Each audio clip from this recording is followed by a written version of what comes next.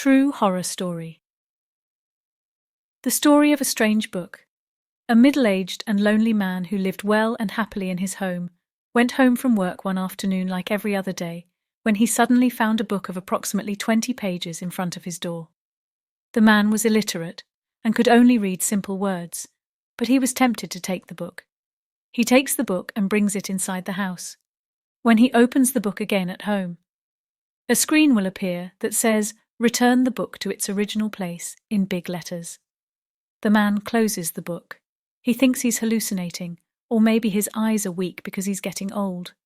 After he put his finger on the book, the same page opened again, and again it brought the same page with the words, "Return the book to its original place." The writing is red, and there is also a long strand of hair on it.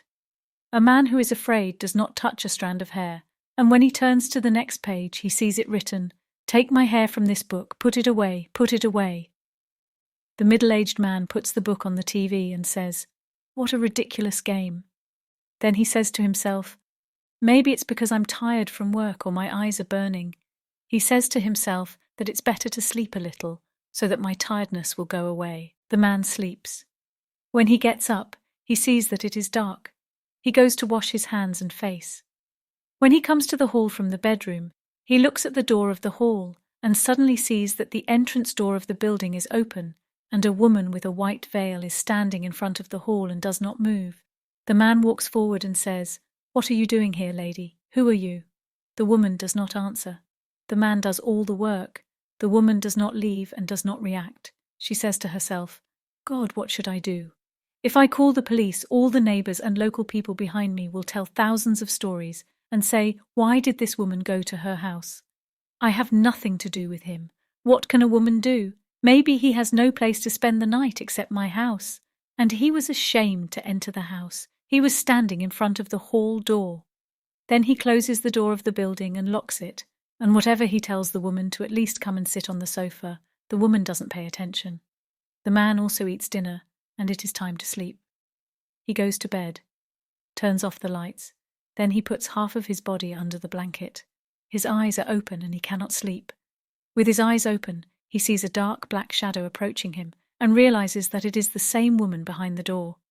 The woman throws her tent in a corner and suddenly jumps on the man's head with long yellow and disheveled hair and old clothes, with red eyes and a burnt face, and squeezes the man's throat and says, "I told you to put the book back first. Where it was, but you didn't listen. I told you to pull my hair out of the book, but you didn't. And you didn't pay attention to my words. Why did you take the book? My friend burned himself there, and this book should be there. First thing tomorrow, you will return the book to its place and remove a piece of my hair from it."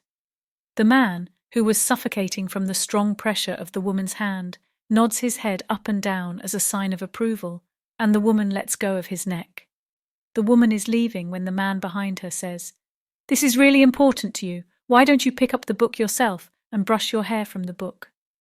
The woman quickly turns around and says, "I can't go near that book, idiot." And he takes his tent and leaves. When a man looks at a woman's feet, he sees that they are not feet, but a donkey's hoof. When the woman reaches the door of the building, the man says, "Wait at the door. I will open the door for you." The door is locked, but he sees the woman passing through the locked door. The man remains stunned and sleeps with fear and trembling. Tomorrow morning he does the first thing the woman told him and returns to his old peaceful life and is very happy about it. And bad for someone who carelessly picks up that book.